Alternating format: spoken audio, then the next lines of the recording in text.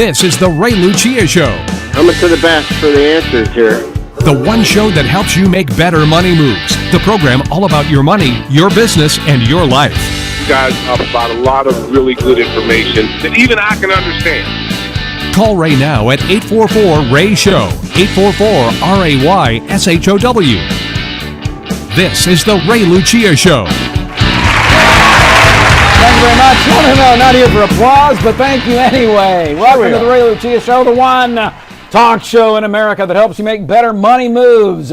Sidekick, Johnny Dean. Hey, Johnny, everybody. Good to have you on board. I remember you. I got to tell you what, I'm here for the applause. You're not. You don't need it anymore. Well, I get the wave. Have applause. I get the wave every day. You don't. I'm here for the applause and for the Diet Mountain Dew. Oh, there you go. I brought it for you this morning because I remember the old times. I appreciate that. Hey, Johnny Dean back in the studio. Your calls, 844-RAY-SHOW. If you want to jump on board, the call is free. The advice, it's always priceless here on the Ray program. Big show, really big shoe for you today, John Boy. Yeah, big show. I'm sorry. You know, I was told this is one of the biggest days of absenteeism at work, so I assume people's routine has been disrupted just a little bit. But you should have recorded this show.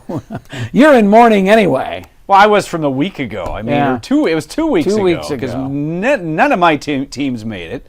And I hate to say I wasn't cheering for the team that won, although I almost fell asleep like in the third quarter. It was just one of the it was kind of boring. It was a defensive game, but I of course beat your pants because I took the New England Patriots. Yeah, you did. I know. Only because I think it proves a couple of things. Number one is old guys can still do pretty well in the NFL. We were talking about George Blanda. Darryl LaMonica, those great Raiders stars. I met George Blanda once a few years ago at an NFL Legends golf tournament. Really a nice guy. Well, and I don't know if it was on the air or off the air. We asked about the kicker for the Saints that had originally kicked that 62-yarder, and it was Dempsey, was his name? I couldn't think of his last name. I would say Jack Dempsey, but he's the fighter. It was George Dempsey or something Dempsey. It was, and he went to my junior college. I can't remember his first name. You should have known who he was. Well, anyway, that's neither here nor there. So, but the point is that people's, maybe their lives are a little bit disrupted today, but we're here for you. Yeah, the other side of it is, and of course we've got all kinds of economic news, market timing. I've got a whole bunch to talk about today, but did you dig the commercial? Because most of the commercials I hated. I thought they were stupid. They weren't very funny. Some of them are pretty funny.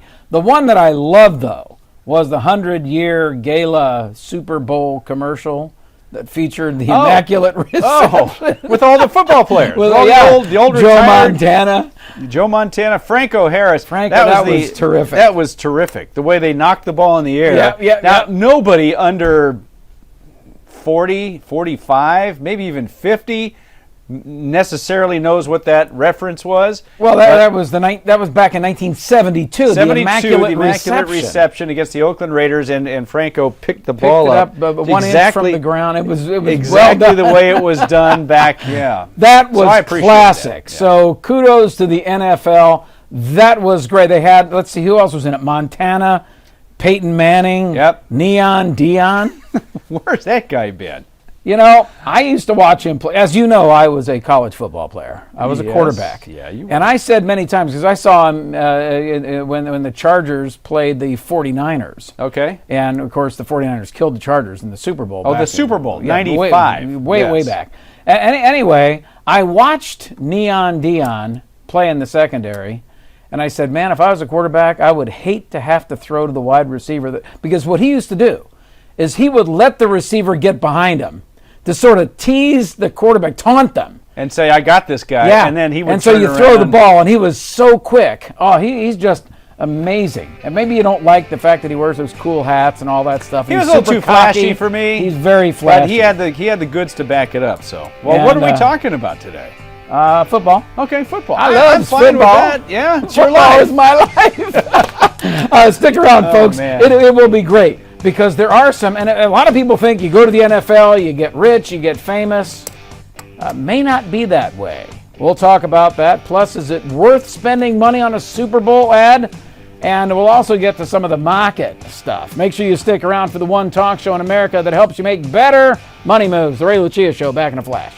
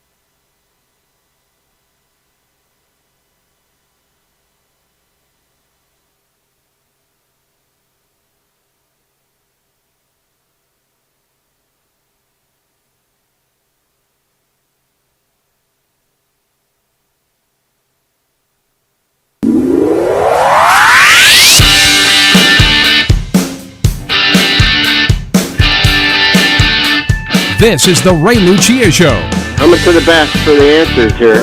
The one show that helps you make better money moves. The program all about your money, your business, and your life. You guys talk about a lot of really good information that even I can understand. Call Ray now at 844-RAY-SHOW, 844-RAY-SHOW. This is the Ray Lucia Show. Good to have a live audience in crowd. Hey, welcome, folks. This is the one talk show in America that helps you make better money moves. Johnny Dean is in the house, though. Hey, John Boy, good to see you again, nice there, buddy. Nice to see you. You know, it just seems like old times. We've done our show for together since 1992 or 3 or 91 or somewhere in there. How long have we been divorced? Well, it wasn't a divorce. It was a separation. It was a trial separation. We weren't, not by our choice, and only on the air. Only on the air. Well, it would have been 5.5 years ago. Yeah. Johnny Dean, of course, he is the bad boy of radio and television now. Yeah. You're a handsome dude. I mean, I cleaned you up pretty good 7, 8 years, 10 years ago. I really am, but you still dress better than I do. Well, yeah, it's because I used to have money, and now I have all my old clothes that you have your old clothes that you can wear, exactly. Even the pocket square. I got all kinds of stuff to talk to you about. U.S. stocks posting the best January in 30 years. I don't know if you saw this. I'm sure you did. Yeah. But the market up over 7% in a month after one of the worst months ever. And it just goes to show you, and I do want to talk a little bit later on about market timing and how ludicrous that is. You know, I was driving around this weekend and I heard like a bunch of shows because they're all over the weekends. And these guys are talking about how I got you out, I get you back in, and all this stuff. And it is just a joke. It's a total joke. And I've got some very interesting stats on that. We might get to it a little bit later on. But the markets were up. The blue chip index, that is the Dow, up 7.2% in January, the best, I should say, since 1989, while the S&P was up almost 8%, the best since 1987. That's in a January. Now, don't get confused by the so-called January effect. That doesn't mean... No. It doesn't mean that you're going to keep... You know what? If every month was like January, you'd make over 100% this year. I mean, and some people, they do that sort of crazy mathematics. Anyway, it is interesting that when boring is best, and that's really the point of this January, because remember, I mean, people were catatonic last year going into the new year. Well, December was awful. November was pretty close to awful.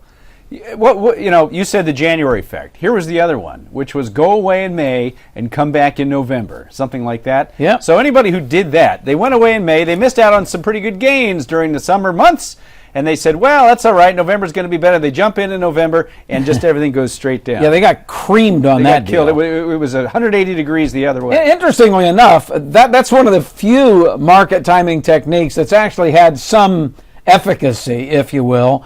But people just need to recognize that there is no magic bullet here.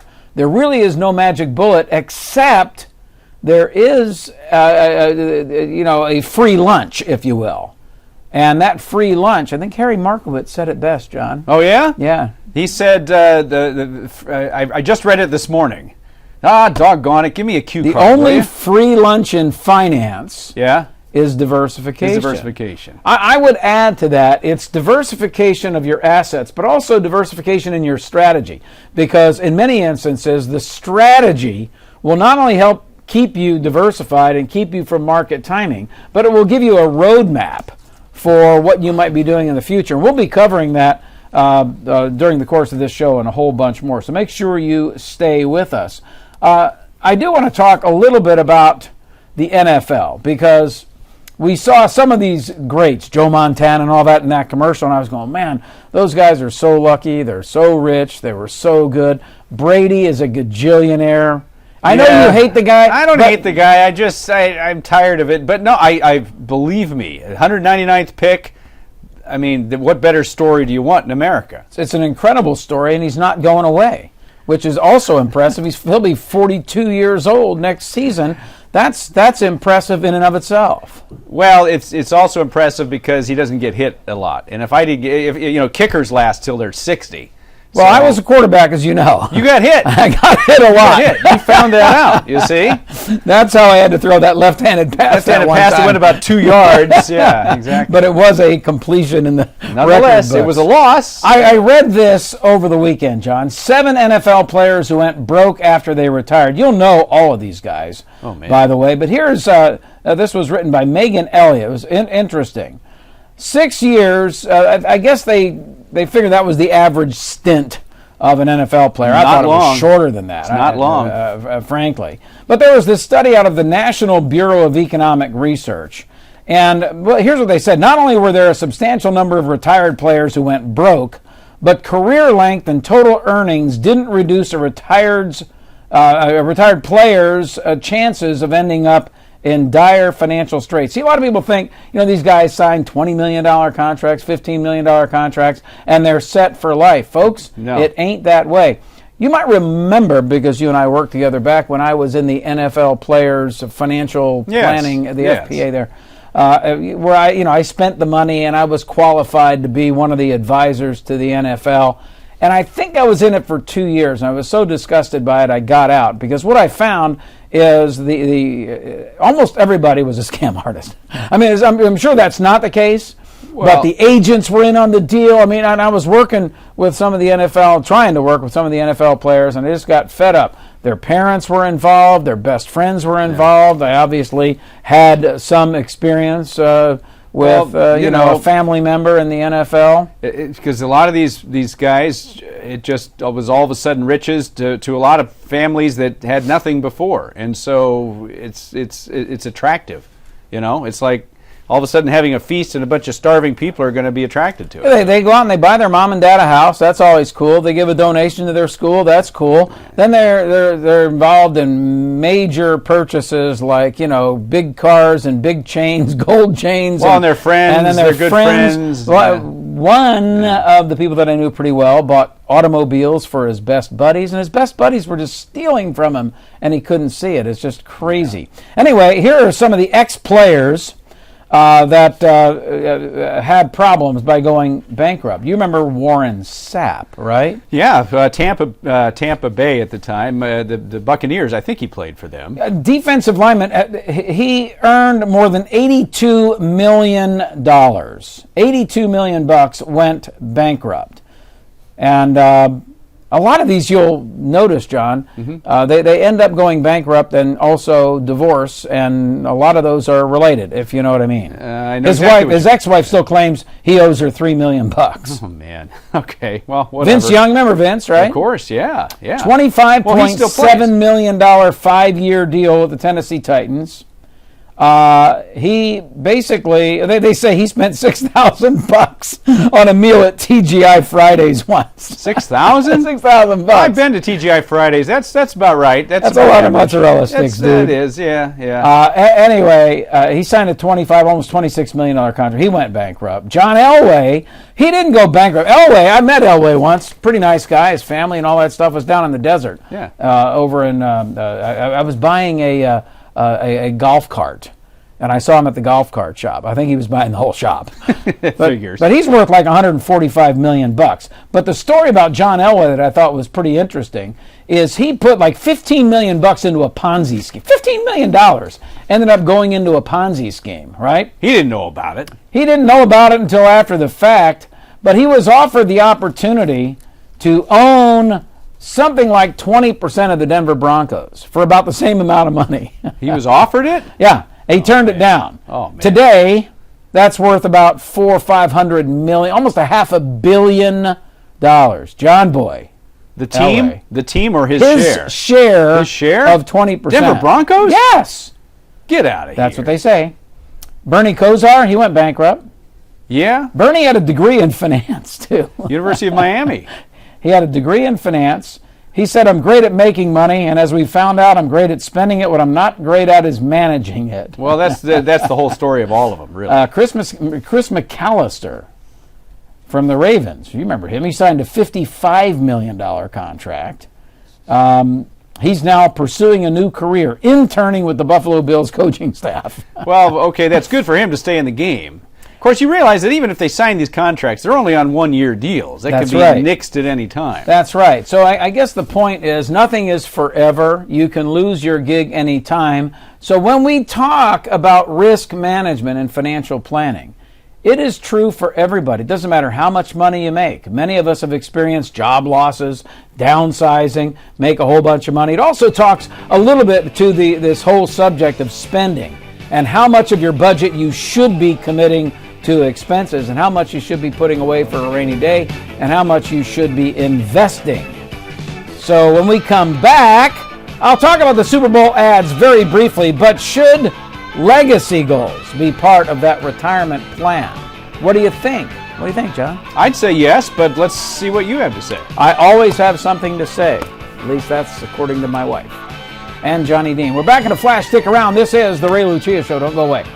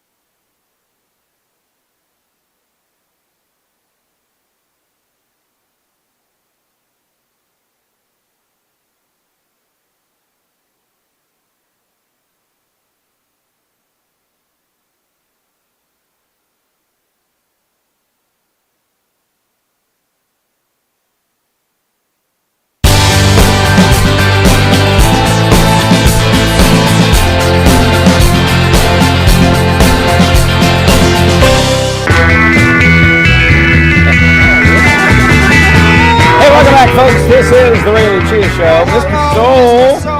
Wow, great song selection. We're gonna have to find the Ray Lucia version of this. I got it somewhere. I think you may still have it on your old 360 or whatever. I think I have it on vinyl somewhere. Oh, it could be. But it was it was the live version, so it may be on. It's super fast. Digitized. It's twice as fast as this. I think somebody was amped up on coffee or the Mountain Dew or something. I don't know. That was a long time. I was like almost you were a about 19 or something. Yeah. Hey, welcome back, folks. This is the Ray Lucia Show. I wanted to finish this whole Super Bowl discussion with so many of the ads. Now, I didn't like the commercials, but you spent $5 million for a Super Bowl commercial. So I asked you, John, would you spend $5 million for a commercial for 30 seconds? It was only 30 seconds? 30 seconds, $5 million. You know, I mean, they spend it because they expect some ROI on it. If I knew that somebody would patronize my business and I'd wind up with $7 million, if I could find the $5 million, somebody give me $5 million to do it in the first place, yeah, I probably would. Well, it's interesting. It's crazy. I think you're on the right track. Seth Stevens Davidowitz did a study a couple of years ago on the Super Bowl movie commercials. Now, you would think that those would be pretty effective. Along with the economists from Google and Carnegie Mellon, they looked at every Super Bowl from 2004 to 2013 to see if there was indeed a big jump in ticket sales. So if you're a business owner and you've got a spare $5 million, this might work for you. Here's what they had to say. The ads didn't just work, they were incredibly effective. The average price for an ad for a movie trailer in this period was around $3 million, but the increase in ticket sales was $8.3 million, good enough for a 3-to-1 return on your investment. So it speaks to a couple of different things. Number one, you got to make money and have money to make money, I should say. And number two, when like 1 billion people all around the world are watching the big show, it does have an influence. Although I can't see how some of those commercials influence anybody to buy, a Budweiser or whatever. Although the Budweiser commercials, I think, have been the best. Well, it didn't get me motivated to go out and have a beer. Well, neither one of us drinks, so that's part of the issue there. Probably why. It is. But no, it's never done that. The only thing I've ever done during the commercials, Ray, is watch them and say, that wasn't that good, or it was mildly amusing. But I don't get up and say, gee, I got to run out and buy myself a Pepsi or whatever it was. Because a frog popped out off the lily pad and said so or whatever. It doesn't even make me see a movie. Yeah. Anyway, it's interesting.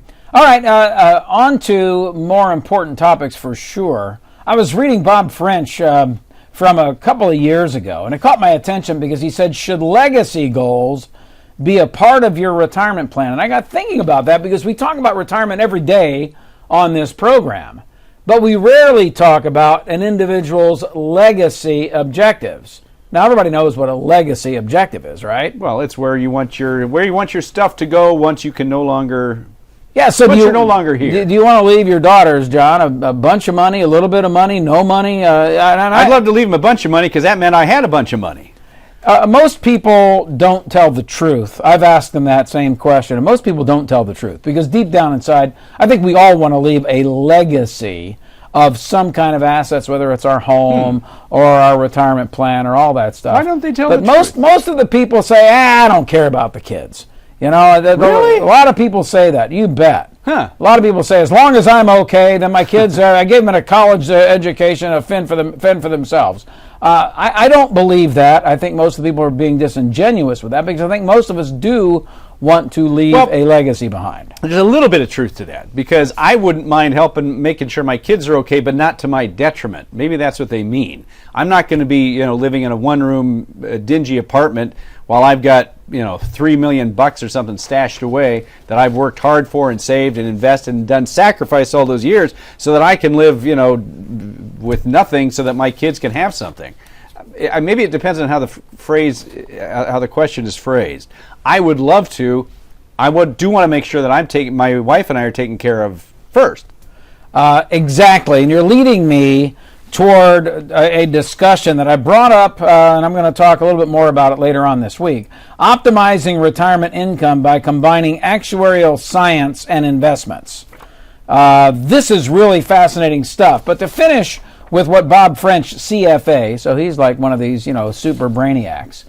He says if you have a specific amount in mind, or even a bare minimum that you want to leave behind, then you should definitely include legacy goals in your retirement planning. Since it's important to you, you need to structure your finances to meet these goals. But then he goes on and he misses an important point that I'll make in a moment. Most people fall somewhere in the middle, he goes on.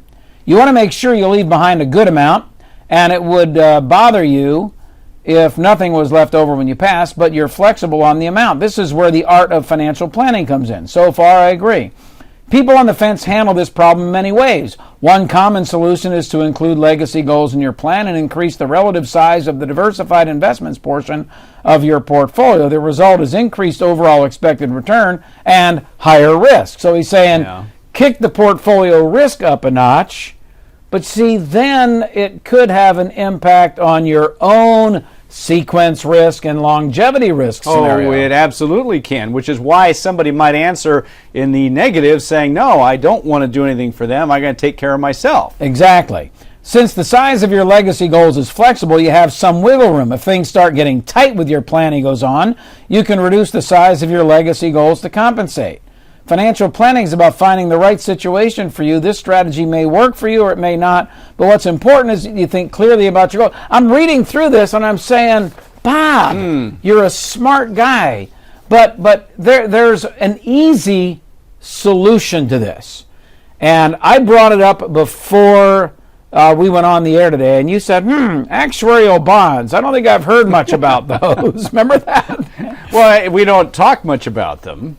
That's because nobody refers to a life insurance policy or an annuity as an actuarial bond. Yeah, see, that's the term. To me, the first thing I thought of, well, how about a second-to-die life insurance policy? Yeah, and that's an excellent thought, and I compliment you for that.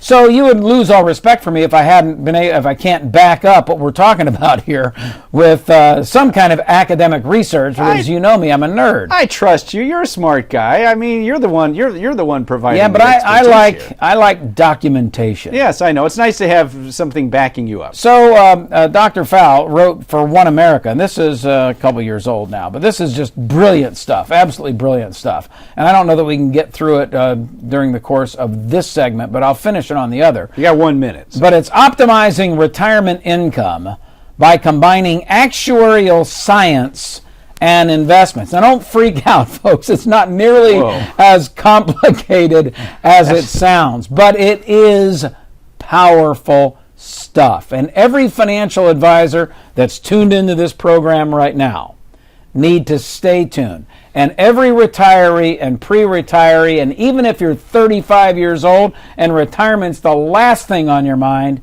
you need to pay close attention to what I'm going to cover in just a couple of minutes. Make sure you stick around because we're going to teach John Dean about actuarial bonds.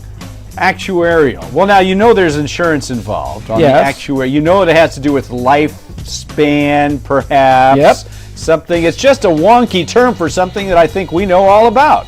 That's a true statement. But wait till you hear what I have to say about this. Stick around, folks. This is the Ray Lucia Show. Move up.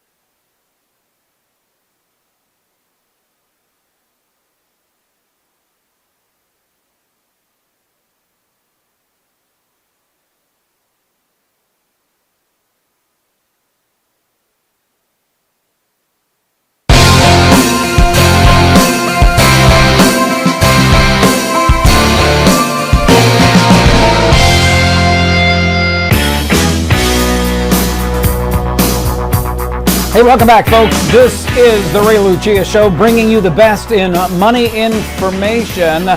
Glad to have you on board. Johnny Dean in the house with me. John Boyd, now before the break, we were talking about actuarial bonds. Yes, optimizing retirement income by combining actuarial science and investments. And you promised it would be more interesting than the title. Yes. So let's see. So the researchers, the retirement researcher, Dr. Fowl, does this massive study that debunks something we've all heard, and financial advisors all across America today will be saying to someone out there.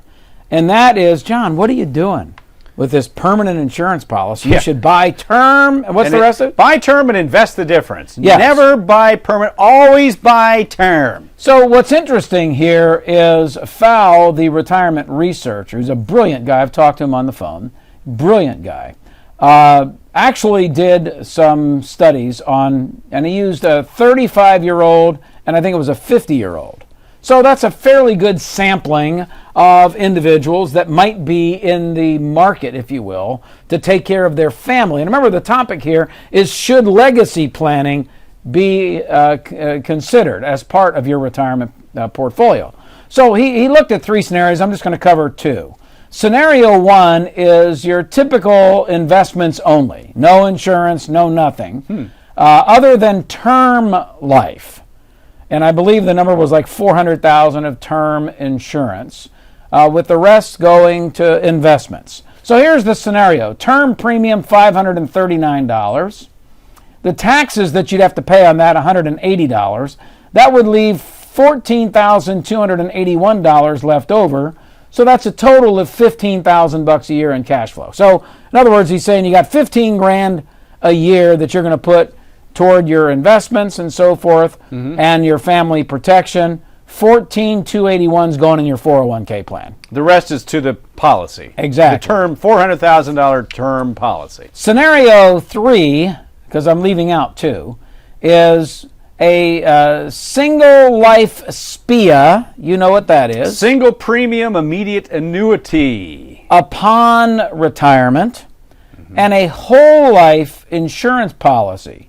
So now we have a $4,500 premium instead of a $539 premium. Yikes. Per year. And then you've got taxes on top of that, $1,500 in taxes. So you've only got $9,000 remaining to go into the 401k plan. Are we at retirement now, or are we still at age 35? We're still at age 35, okay? Right, okay. So you're going to fund these along until you're age 65. You're putting the $4,500 into the insurance policy on one. You're putting $539 into the other. Are you with me, folks? Follow along. This is costing me 10 times more to do the whole life in premium than it is to do the... And you'll understand the trade-offs here momentarily. All right. So we go down to the distribution from the life annuity. Of course, is zero in the first example because there is no life annuity. But you would get $57,122 by taking some of your money and putting it into a life annuity. How much money? Well, it works out to a present value of $500,000 or $700,000. How much would you have had in total? The median under scenario one, about $1,673,000. Under scenario three, about $1,450,000. So you've got less money, which would make sense because you've had to pay taxes and put money into an insurance policy. Well, and I had more going into the investment side over that period of 20, 30 years. But your cash value would add another $343,000 to that scenario. So you really have done about the same, except for by then the death benefit is $738,000. Follow along with me now.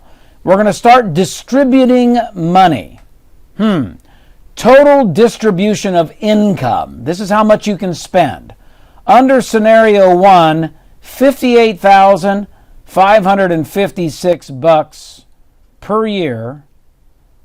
Under the scenario three with the SPIA and the whole life, $82,000.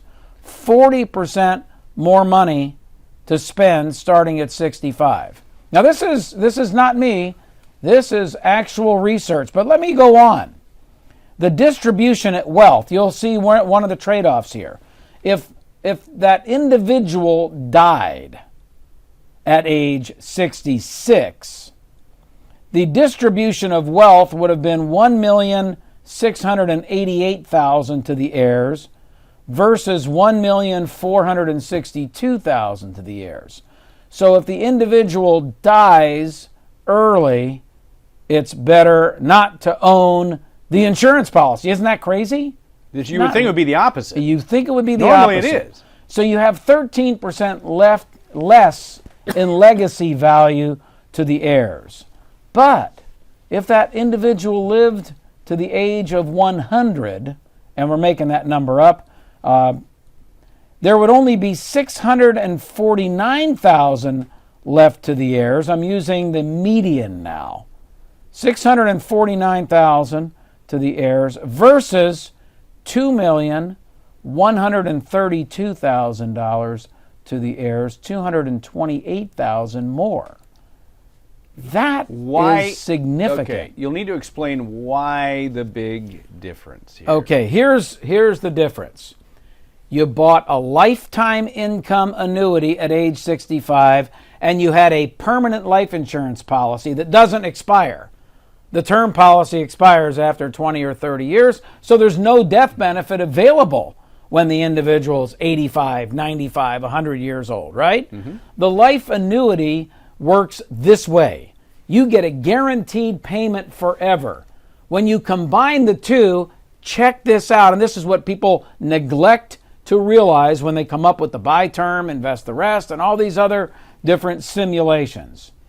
If you die early, the life insurance policy kicks in and completes the legacy plan for your heirs.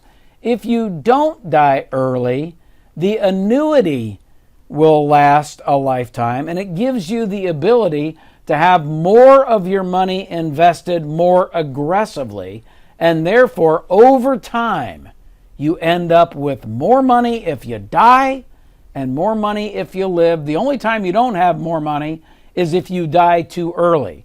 So how many 35-year-olds or 35-year-old couples are going to die when they're 66? Some, but actuarially speaking, not very many. You're talking about a couple. The odds of them both doing that are small. Very, very, very small.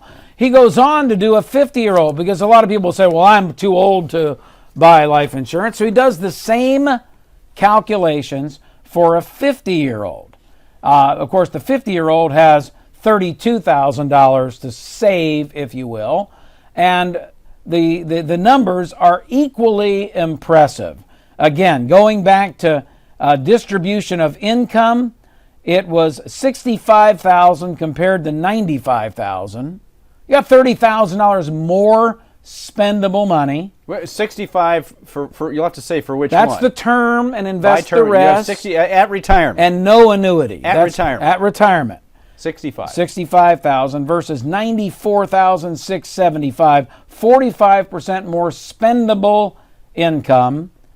Now, once again, death at age 66 was $1,866,000 compared to $1,561,000. So 16% less money by buying the annuity at retirement and a permanent life insurance policy.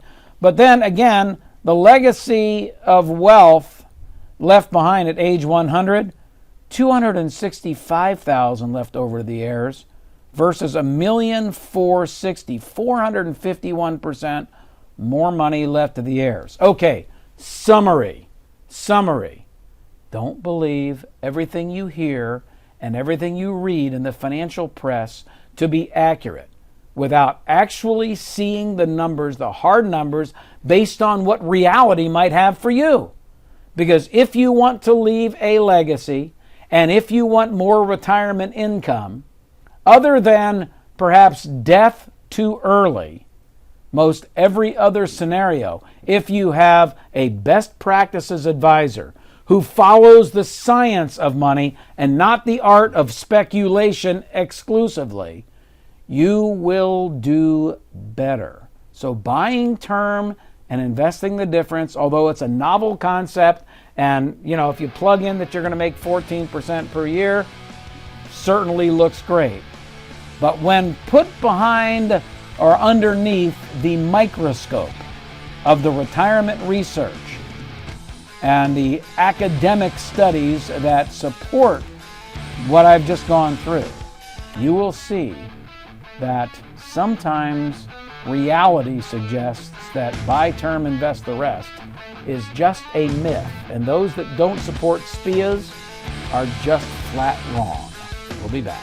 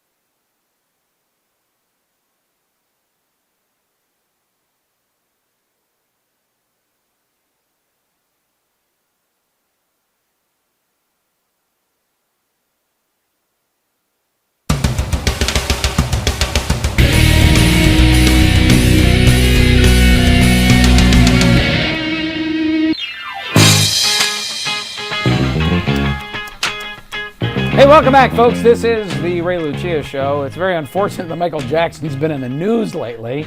We'll leave that one alone. Not our place. Not our place to talk about all. or judge. Nope. Hey, I found this during the break. It's kind of interesting. Making Retirement Income More Predictable by Matthew Teal. And he did a summary, if you can believe that, of the actuarial bonds discussion that we just had.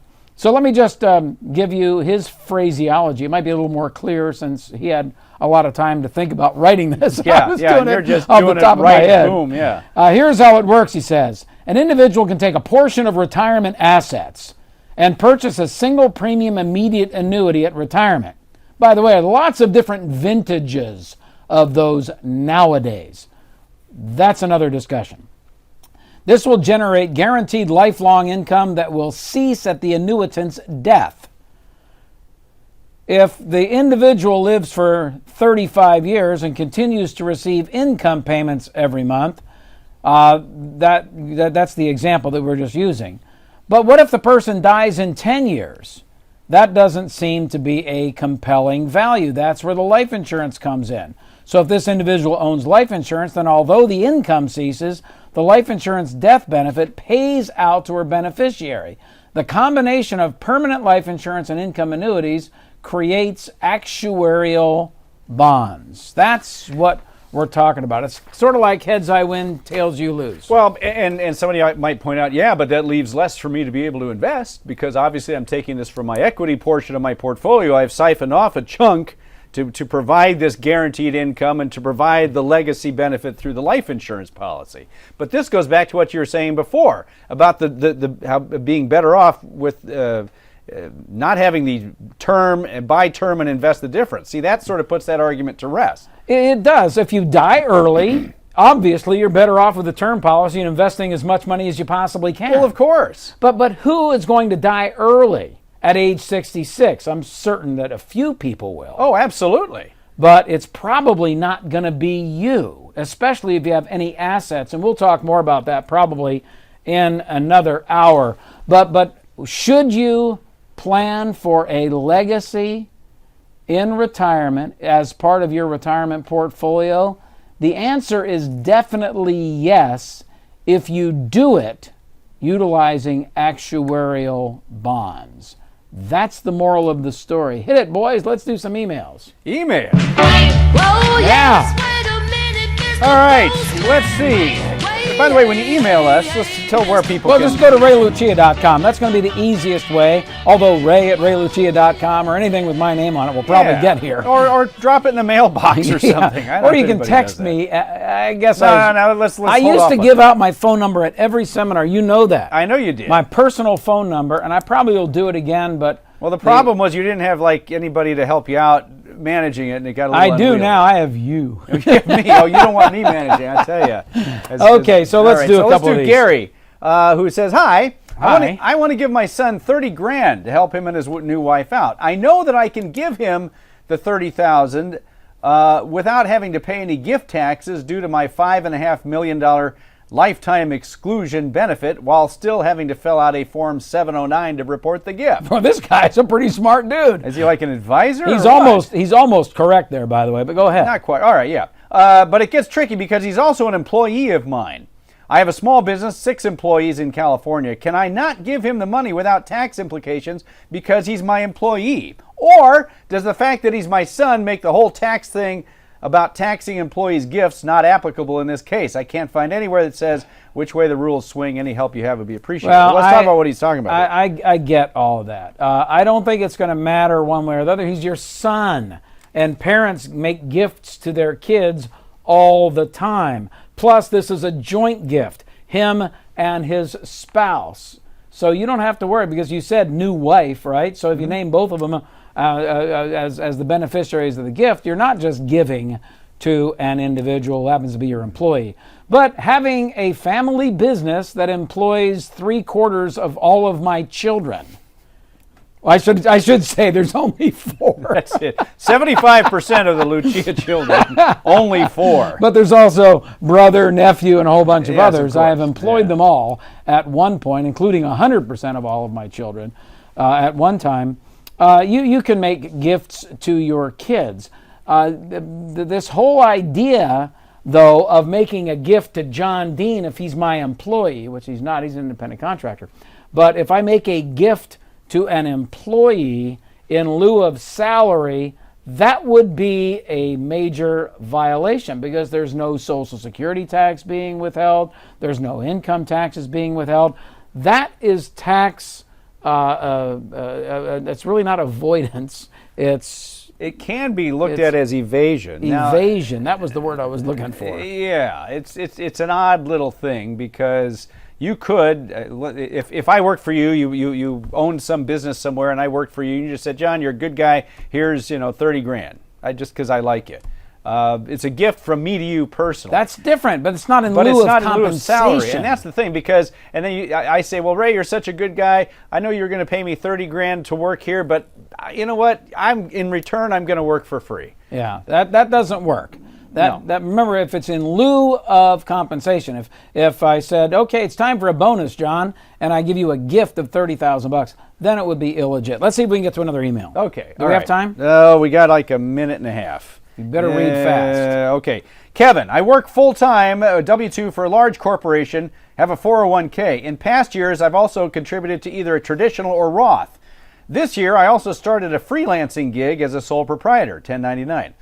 Assuming my AGI is under the income limit, knowing that I'm under 50, can I contribute to the 401k, which is $19,000 this year, and my traditional IRA at $6,000, and a SEP, all in the same tax year?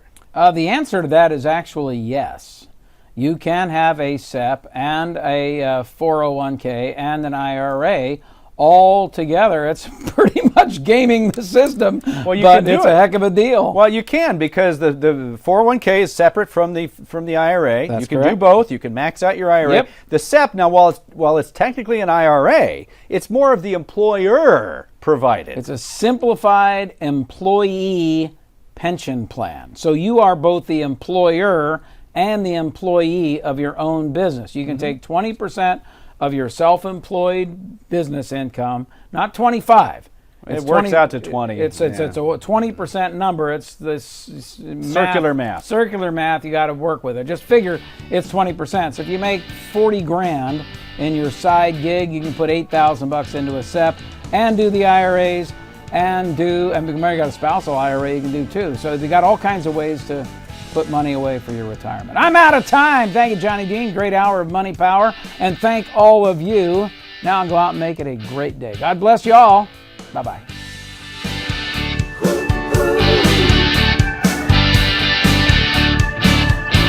You're listening to The Ray Lucia Show, bringing you the best in money information, answering questions about your biggest financial challenges, talking about your money, your business, and your life. Ray Lucia is not a registered representative of or affiliated with any securities brokerage or investment advisory firm. The views and opinions expressed by Ray and his guests are not necessarily those of this station or its sponsors and should not be construed as legal, tax, or investment advice. You should always consult with the appropriate advisors before making any financial decisions. Ray is available to take your questions online at raylucia.com.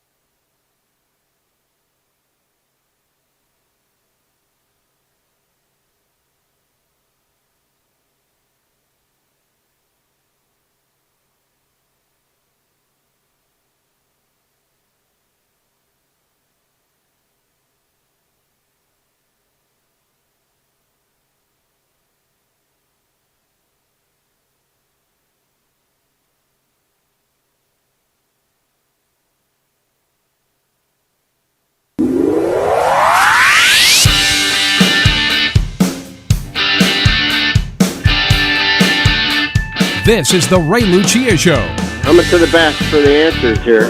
the one show that helps you make better money moves. The program all about your money, your business, and your life. You guys talk about a lot of really good information that even I can understand. Call Ray now at 844-RAY-SHOW, 844-RAY-SHOW. This is the Ray Lucia Show. Thank you very much. Thank you, and welcome to the one talk show in America that helps you make better money moves. Welcome, folks. The Ray Lucia program starting this hour of Money Power with my boy, Johnny Dean, the bad boy, I should say, of radio. How you doing, John? Fine. They should be applauding longer than that. I mean, haven't we trained our audience well?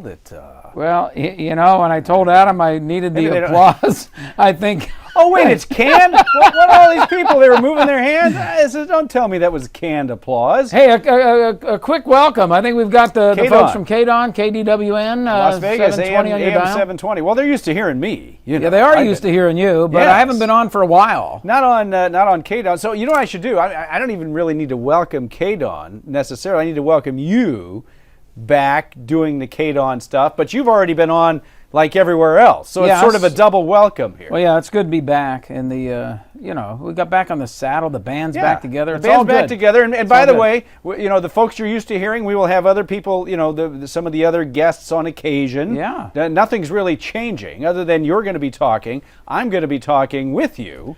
So it's really... I will be able to share lots of brilliance that I've accumulated over the years that I haven't been on in Las Vegas. So what? It's all been backed up. You're saying? Yeah, pent up demand for what I demand. Well, there's a lot. There's a stack of stuff here to talk about. There's all kinds of stuff. As a matter of fact, you wrote a piece that I had a chance to read over the weekend on alternative investments. Yes. And I'd like to talk about that in a little bit if we can. Alternative investments, what they are, whether you should even consider them, how well have they performed, all of that coming up. And I don't want to throw the baby out with the bathwater, but I do think it is important, especially after this 9-year, 10-year, pretty stellar market run. We want to talk about other ways that you can get stable income. And I think the alternative space is a place where you can get income and lower volatility. We'll talk about that in a bit. Fair enough? I'm all for it. It's something that we have talked about on occasion in the past. People find it confusing in some ways, or it's sort of out there, But an alternative meaning something other than stock, bond, or cash. Yeah, exactly. Also, maximizing your retirement paycheck. I pulled this out of the archives because it was a great study that appeared in Research Magazine by someone that I've followed quite a bit, Michael Fink, who is a CFP, CFA, super retirement research dude. And I want to talk about this because he talks about things like delaying Social Security and private annuity strategies and all of that, making or maximizing, I should say, the retirement paycheck. Very, very interesting stuff. But I start today with the futility of market timing. Sit back, folks. Relax. It is the Ray Revolution. Okay, we got the revolution back going again. It's been a while? It has, yeah. Okay. So I'm reading this and I'm going, yeah, man, this is really good stuff. AlbertBridgeCapital.com. You can look it up yourself. The futility of market timing. So allow me, if I may, I'll be doing some reading here because it's so good. I couldn't do it off the top of my head nearly as well. He says, and I think this is certainly consistent with what you've heard on this program for a number of years, this program being the old one or the new one, doesn't matter. Both, really, I would say, yeah. We're not big fans of market timing. Those that profess to have such a skill before the fact often always turn out not to have had much skill in hindsight. Of those that do turn out to appear to have skill, that was actually supposed to happen. And he quotes from something that he wrote once before called Prediction and Paul the Octopus. Paul was metaphorically flipping coins and got lucky 8 times in a row. The odds against doing so were 256 to 1. You mean he was guessing head or tail? Yep. Okay. He flipped the coins, got lucky 8 times in a row, got heads, say, 8 times in a row. He just happened to be an octopus. However, he goes on, with 2 billion octopuses swimming in the oceans, there were 8 million other 8-tentacled freaks out there just as good as Paul. They just didn't get any publicity. So what, they all had guessed correctly as well? Yeah, so here we go. Imagine you're 25 years old and you're going to invest $1,000 per year into the Standard & Poor's 500 and do so for the next 30 years of your life. Then imagine that you also were trying to pick the perfect day to invest that $1,000 and that you indeed picked that perfect day each year over the next 30 years to do so. The odds of you picking that perfect day each year for 30 consecutive years were, you might want to write this down, 1 divided by 253 to the 30th power, or 1 in 1,240 followed by another 69 zeros chance. What is that? Bazillion or quadrillion? Gazillion? Yeah. Hillion, jillion? It's Brazilian. It's a Brazilian. Hey, it's a big number. Let's put it that way. It is. So imagine you're that good. So you're 55 years old today. You started at 25 and started this practice back in 1989. Now, again, let's just, for people who are just not paying attention, it's $1,000 a year. Yes, for 30 years. For 30 years. And you picked the best day. Okay, I did it just random chance. Random chance every year for 30 years that you hit on the market low of the year. So 1 in 50 zillion gazillion chance that I hit. All right, wow. So after your $1,000 annually for 30 years, picking the low daily close, you would have, I guess today, $155,769. You might just want to write that down. So I've invested 30. Yep. And I have 155,000. So you were a genius and picked the right time every single year out of 200 trading days or whatever. I'm a genius by guessing correctly. Right. Yeah. Okay, well done.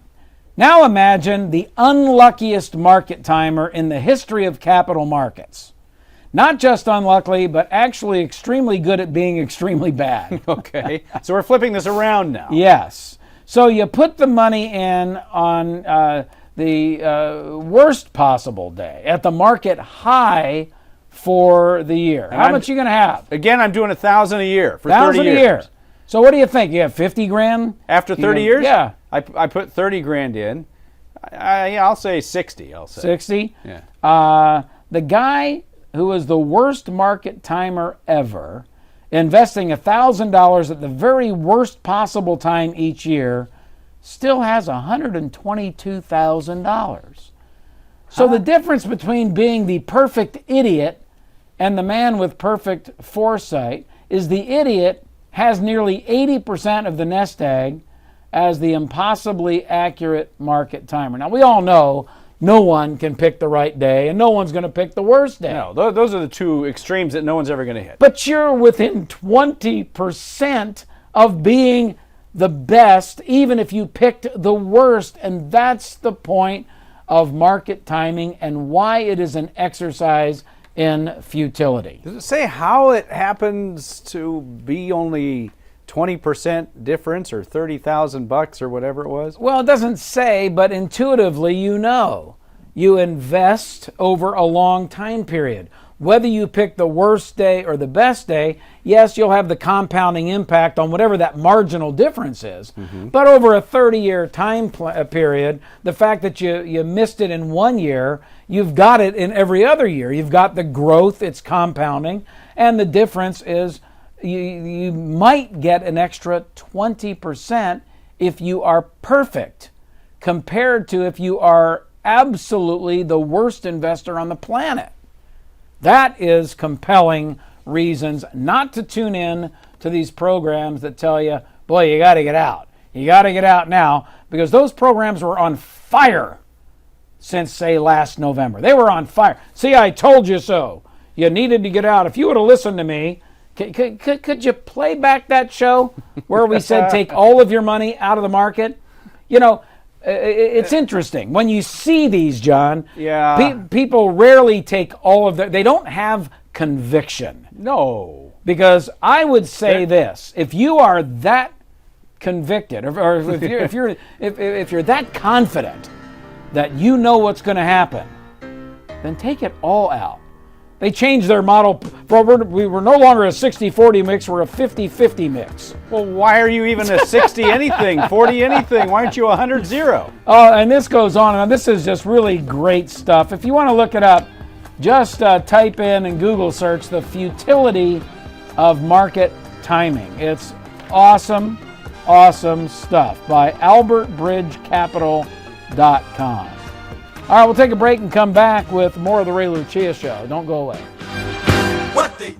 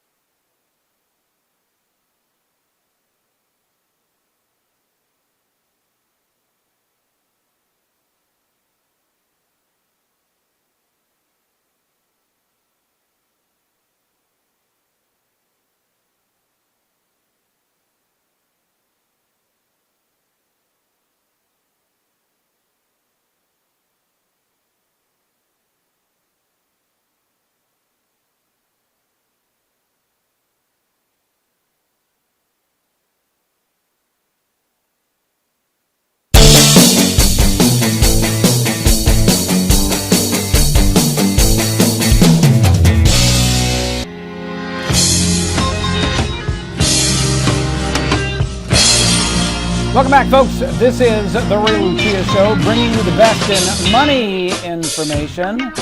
Johnny Dean, my co-host, in the house. Hey, Big John, how you doing, buddy? I'm doing well. I gotta say again, it's nice to be back here, with you and all that. Super duper. So today I go back in the archives.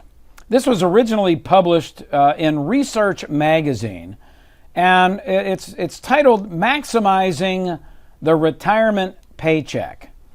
Folks, we've talked about this over the years. There's this phase that we all go through called the accumulation phase, where you're not thinking much about converting your cash or your investments into a monthly paycheck.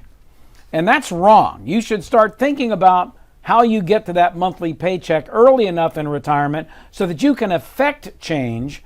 And it's not just about what I'm going to talk about in this particular article. It's also about tax strategies and so forth. Because remember, it's not necessarily what you earn, it's what you put in your pocket every single month. But that's for another show. We get to talk about taxation all the time. We will do more.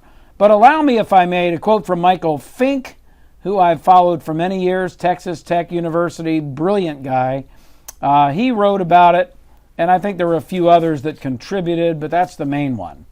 Here's what he had to say. Spending more each year in retirement means considering a range of investments and financial products specifically designed to give investors options for creating income.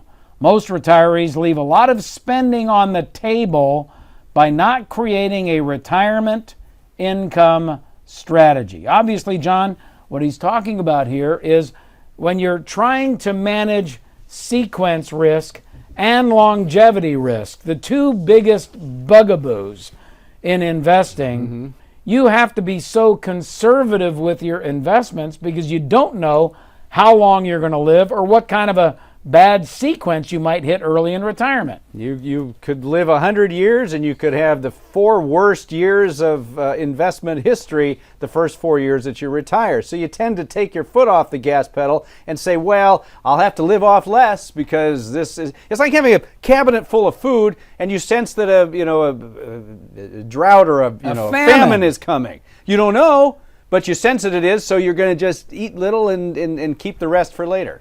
Which is too bad. So he starts with the first mistake, and we've all talked about this, probably beat this one to death, but we're going to do it again. He says, let's start with the first mistake, claiming Social Security at 62.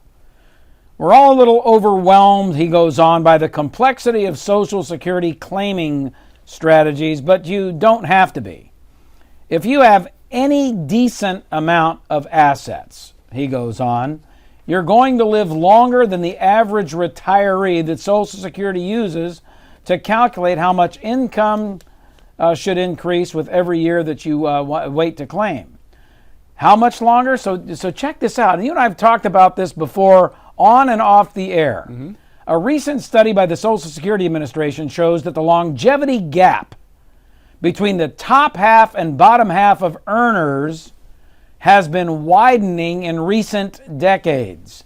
In other words, the rich are living longer and the poor are living shorter. That's the gap. He goes on, the top earning half of workers born in 1912 lived about a year longer than the bottom half. Among workers born in 1937, that gap widened to 5 years, and gains in longevity have increased in a nearly linear fashion by level of income. The top 10% earning men born in 1940 gained 6 years of longevity compared to men born in 1920. Interesting stuff, and we've discussed this before. Remember, you've heard me talk. Those that have been on my show for many years have heard me talk about how you can legally game the system. Delaying your Social Security is one way that you can do that. Because remember, the longer you live, the more inflation-adjusted income you'll get. And if you present value that number, the number ends up being substantially more if you have a long life expectancy than if you have a short or even expected life expectancy. He goes on. Insurance companies already know that rich people are living longer. The new 2012 annuity longevity tables shows that a couple at age 65 has a 43% chance that one spouse will live to age 95, compared to a 20% chance if you use Social Security mortality tables. That's a big difference, and it means that higher income individuals get a better deal from delaying taking their Social Security because the income bump isn't based on their actual expected longevity. It's based on the longevity of the general population. So they could live to be 95, where the tables are based on 83, 84. Absolutely right. Well, and that 43% number is increasing every single year. Well, it is. And here's the thing. The more money you have, the more income you have, the more guaranteed income you have, the less likely you are going to be to take your Social Security anyway, because you may not need the income. So bottom line is, as it relates to Social Security, if you have almost any amount of assets at all, and if you're listening to this program right now, chances are you have some assets. You would be best suited to have a delaying of, now it's not across the board for everybody. Some 63-year-olds have minor children and stuff like that where the Social Security checks are outrageous. Outrageous from a good thing standpoint and a bad thing if you're a taxpayer. But that's another discussion altogether. But seriously, most people that have wealth would be doing themselves a great job by delaying taking their Social Security. Now that means having to tap into other resources early perhaps, and a lot of people shy away from doing that, spending other assets, but chances are you'd thank me for that when you're 85, 86 years old. Yeah, it could very well be. Some people even will take more than the prescribed amount out of their portfolio than that old 4% thing, because they know that once their guaranteed income hits at age 70, they can back the portfolio distribution down below the 4% and be better off. Exactly. Step 2, he goes on, again, this is Michael Fink from Texas Tech. Step 2 is to decide how much of a portfolio to invest and how much to annuitize. Okay, let's review the theory here. You have no idea how long you're going to live, right? If you want to make sure you don't run out of money, the options are to be either very conservative with your spending, which is what you just brought up, or to annuitize. Annuitization pools the risk among retirees of living a long time. This whole idea of mortality credits, where a big pool, the law of large numbers gets together, throws money into a pool. Some of those people are going to die early, and some are going to live a very long time. The mortality credit goes to the one that lives longer at the expense of those that live shorter. So if you're wealthier, if you're healthier, if you're happier, you can indeed game the system. Step 1, postpone taking your Social Security until age 70. Step 2, decide on an annuitization schedule. More on that when we come back. Also, I got a lot more good stuff to talk to you about, alternative investments as well. Stick around.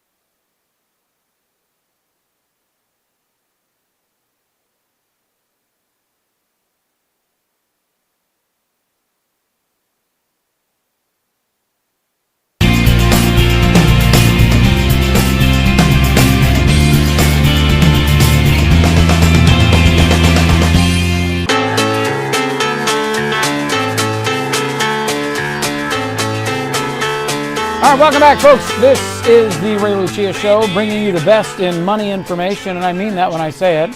This whole concept of maximizing your retirement paycheck really kind of goes back to your game plan, what it is you're trying to accomplish. A lot of people focus on the accumulation phase, but really, and as I said before, and I think in other hours I've covered, where whether it's a 35-year-old or a 50-year-old or a 70-year-old, you do have to be thinking about converting cash to a paycheck. And I think this guy, Michael Fink, did a great job. If you want to look it up, it's a couple years old, but I just love this. I don't have out of time covering this, but I'm sure we'll cover it again in a later date. Maximizing the retirement paycheck. This is all driven by academic research by the Texas Tech University. They got a great financial planning program at Texas Tech. I did not know that. Yep. Better than their football team, I would hope? Yeah, I think so. Okay. All right. I think so. I don't know. I don't know. Texas Tech pretty haven't followed. So you know what? I have no idea. It's true. There are two phases of your life, and I've said this for a long time. You have as you just said, the accumulation phase, where you're saving, and that could go for 40 years or more. You have the distribution side. Now, here's the problem I see. Most, TV commercials and the big names, they all focus on the accumulation. I hear this. Get to your retirement number. Have you seen those commercials? What's your retirement number? Yeah, they get you there. Oh, I made it. And then they stop. Good luck to you. Have fun. Oh, but I need to take money. Oh, we'll just do the reverse of what you were doing. Instead of putting it in, take it out. That can be fatal to some people. Well, yeah, and that all stems. Well, it stems from the Bill Benjamin work that he did back in the early to mid 1990s the 4%. On the 4% rule, which we'll have to maybe tackle that on another hour, because the 4% rule is, in my humble opinion, an okay place to start, but it's a totally bogus rule from a real life perspective. Because if people are making an assumption that they can take 4% each year, that's a wrong assumption. It's they can take 4% each year plus an amount of inflation over a 30-year period with like a 95% degree of certainty that you're not going to run out of money. And the fallacy there is that individuals actually spend at the rate of inflation, increasing their spending every year throughout retirement, and that is simply not true. It isn't. I mean, a 65-year-old needs, $60,000 to live. Well, if you inflation index that for the next 30 years, that would, by reason of 4% plus inflation, mean that 60,000 is what? 80,000 for a 90-year-old? Well, I don't know what it goes up to. If you assume a 4% inflation, it's 194,000 per year. Yeah, 30 years later. Okay, I need 60,000 at age 65. Okay, so by the time I'm 95, I've lived this long. I'm supposed to be taking out 194. Yeah, no, a couple hundred grand. I mean, it's ludicrous. Anybody that's ridiculous. Got a father as old as my father, 94 this year, wow, will tell you they don't spend squat at 94, other than on really healthcare. That's the one expense that goes up, and it's why we've hammered in everybody's head over the last 5, 10, 15, 20 years how important it is to solve the healthcare dilemma in retirement. Whether you use a linked benefits plan, whether you buy a long-term care plan, whether you have an accelerated death benefit on your life insurance policy, or you sell your life insurance policy through a life settlement in order to raise the money to take care of long-term care or home health care, which is far more prevalent today. Not failing to do that puts your entire retirement in jeopardy, even though it's a very, very small percentage of people that end up going bust because of a health situation. Because remember, you've got Medicare and you've got Social Security. But it's easy to solve that problem. And if you can address it while you're still healthy and address it while you're younger, it's also not very expensive to solve that problem. And it's why we've got to get people thinking about the big picture and not just an allocation of stocks and bonds in a pretty pie chart. Well, the younger you are, obviously, the better off it is. There will be some point in most people's lives where they are uninsurable, and you obviously want to take care of it before that.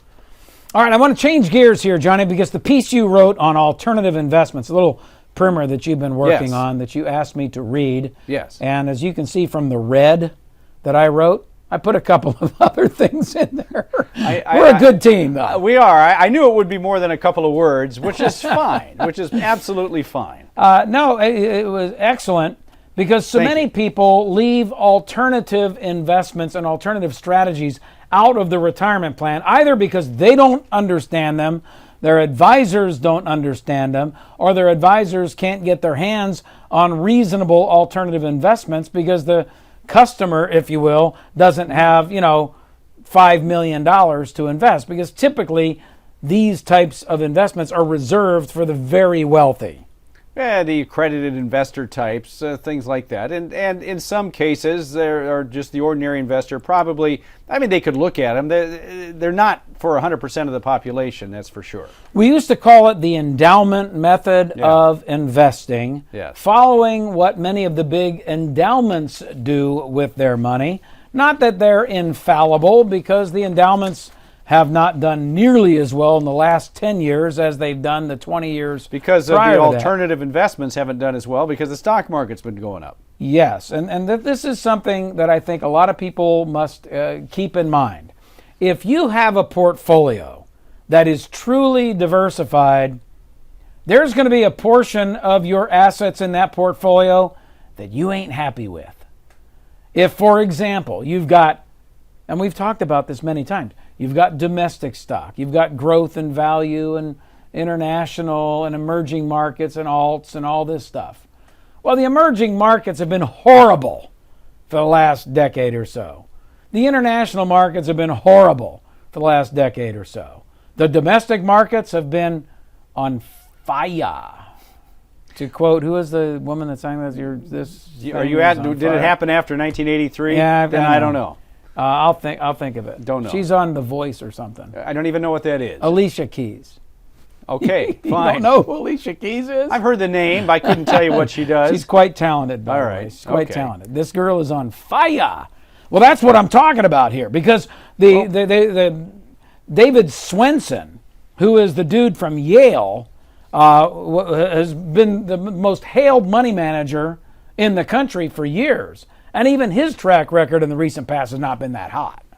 Well, one of the things about diversification is you're going to have certain, as you just said, certain parts of your portfolio that are going to do well. You're going to have at the same time other parts that aren't doing so hot. The idea is to reduce the risk through diversification. I look at things like plants. Okay, you could make a diversification argument. Okay, a shrub or a big short bush type plant is diversified, right? They grow out sideways. A redwood is not diversified, but it grew straight up to the sky, which is why you don't see very many redwoods. I'm not going to touch that argument one way or the other. I'm just going to say yes. Well, I wrote something on it. I didn't say it very well. No, you said it just fine. I get. You know what I'm saying? You see more. Yes. There are plenty more thriving, diversified. That's why you see way more, shrubs than you see redwoods. Where's the cannabis? It's in with the shrubs? No, it's in the window box. Oh, okay, yeah. Here's what's interesting. Endowments. Over the last 10 years, endowments have underperformed by about, let's say on average, a 90-10 portfolio by about 1 to 1.5%. But who invests their money 90-10? They should. Seriously. An endowment, I remember years ago, there was one of the local churches right here in Escondido, and they came to me and they said, will you manage our money? And I said, well, I'd be happy to look at it. What are your goals and objectives? And they bring out the bylaws, and their intention was to distribute 5% per year. And they were quite concerned when I came back and gave them an asset allocation that was significantly more conservative than they were used to investing. Now, I did get the business because I was able to explain to them this whole sequence of returns problem. An endowment has to invest in income-oriented assets because most of them have an objective of distributing a certain amount each year. Yes. So we'll do the email segment next, but I'll finish on what some of the really large endowments have invested in terms of alternative strategies. Too much is the simple answer, but I'll get you the exact number when we come back. Stick around. Do you have alternatives in your portfolio? Maybe you should. We'll be back.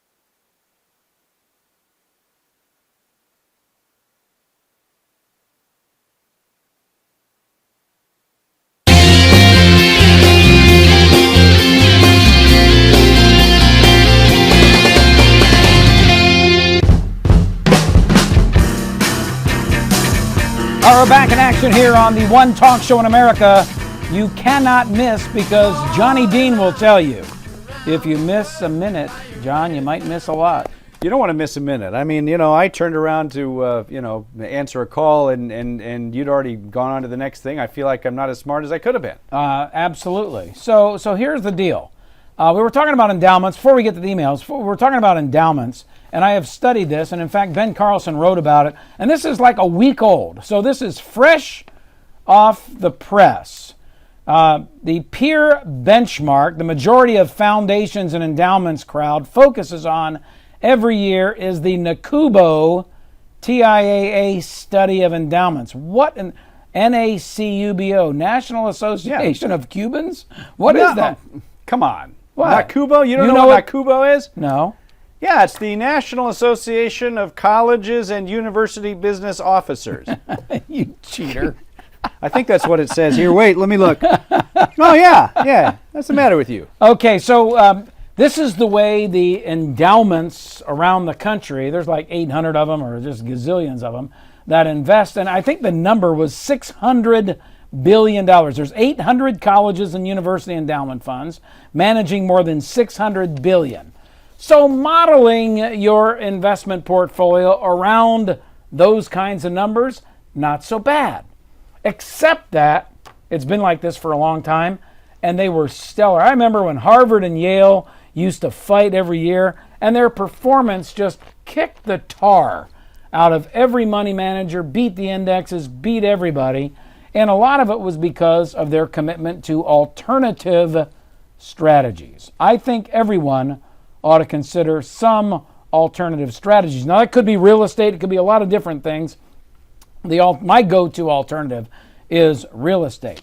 But I thought I would share this with you, John, because you've written about this, and maybe you want to include this in your little synopsis. Sure. But those endowments that have over $1 billion with a B dollars to invest, like Harvard and Yale, the percentage of their portfolio allocated to alternatives, 58%. Whoa, 58%? Yeah, and I would never recommend that you as an individual invest that much in alternatives. But, I looked at my own portfolio in the past, and I was way overweight in real estate. Now, if you're a successful real estate investor, that tends to happen, doesn't it? It does. But again, it's all cyclical. I don't know how yours would have performed, during the down markets of the real estate. I can tell you exactly how it performed. It sucked. Yeah. But it's come back with a vengeance, and everything is great. Did being overweight in that have a noticeable effect on your overall portfolio? I would think it would have. It had a noticeable effect on the income from the portfolio. Yeah. The income dropped by 30 or 40 or whatever percent, but that income now is about 200% more. So. Well, So, I mean, if you can live with that wild ride, sure. But if you go down to the smallest, under 25 million endowment, it's down to 11%. So suffice it to say that probably somewhere between 10% and I'm going to, go out on a limb here, 30% of one's portfolio, the comfort level for some kind of an allocation to an alternative strategy. When we talk about alternative strategies, I'll tell you what hits me, and that is I want something that doesn't correlate positively all the time with stock and bond markets. You want something that discorrelates. Yes. Right? Yes. And real estate sometimes, most of the time, does that. But I also want something else. I want something that produces income. Because like an endowment, if I'm making donations, if you will, to needy families or needy children, or to help build water wells in Uganda, or whatever the case may be, if I've got money going out, I want to make sure that I have an ample amount of money coming in so that I can meet those obligations. So for me, it's the lack of correlation with stock and bonds and something that will produce income. And if I can get a 5 or a 6 or a 7% yield on it, I'm less concerned about whether or not I can get a double-digit growth on it. Now, I will say that many of the endowments, they're using leverage, they're doing all kinds of stuff. Risk. When you have a bunch of money, and they can afford to take risk. But typically it's with a very, very small percentage of their money that they're using leverage. And I would advise individuals to steer clear of leverage unless you know what the consequences are if you're wrong. Yeah, what you're saying is individual investors, the average investor, if they're going to do alternatives, shouldn't do exactly what these endowments are doing. They should use it as a model. They should use the concept as a model. But the 58%, no, don't devote 58% to anything, probably. Well, it's certainly not any one thing like alternatives. Just keep in mind that this is what they do. They use alternatives as part of their strategy. So one would ask, well, what are alternative investments? Obviously, there are hedge funds and all that, but I like real estate, and you can use cash real estate. You can use leveraged real estate as long as it's not overly leveraged. You can use private debt. Private debt's become very, very popular in the last decade or so because a lot of banks aren't making loans to, 20, 30, $50 million businesses, at least not at reasonable interest rates. They don't want the risk. There's all kinds of billion-dollar businesses that'll borrow tons of money from the big banks. So there are opportunities in the private debt arena, but here's the little secret. You need to have an advisor that really specializes in this area. And the problem that most investors have, unless you can find some kind of a fund that has diversified alternative strategies, it's very difficult to make one investment, because that one investment may be the dog that really ruins your portfolio. You need to have multiple alternative investments. And I'm not really talking about necessarily gold and silver here as an alternative strategy. That's an insurance policy.